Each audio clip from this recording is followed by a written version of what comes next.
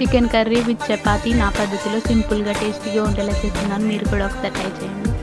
చెలి చూపులో చిరుగాయమై మలి చూపులో మటుమాయమై తొలి ప్రేమగానే మొదలవుతున్నా కలలే కన్నా నా శ్వాసలో